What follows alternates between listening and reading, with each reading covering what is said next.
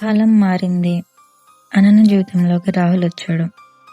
అతను ఆమెతో మాట్లాడేవాడు, నవ్వించేవాడు, అందరి ముందు ప్రేమ చూపించేవాడు. ఆదిత్యకు మొదటిసారి గుండెల్లో ఏదో విరిగిన శబ్దం వినిపించింది. అయినా ఆమె సంతోషంగా ఉంటే చాలు అనుకున్నాడు. ఆమె రాహుల్తో చేతులు పట్టుకొని నడుస్తుంటే ఆదిత్య కళ్ళను తిప్పుకున్నాడు. కానీ హృదయం మాత్రం ఆ దృశ్యం నుంచి పారిపోలేదు. రాత్రులు అతనికి నిద్ర రాలేదు. ఆమె నవ్వే గుర్తొచ్చేది.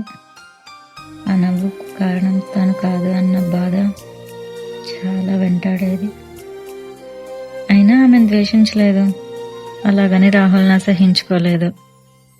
అతను తన ప్రేమను తనలోనే సమాధి చేసుకున్నాడు. జీవితంలో కూడా మీకు తెలిసి ఎవరికి చెప్పుకోలేకపోయిన కథలుంటే కామెంట్ రూపంలో నాతో షేర్ చేసుకోండి.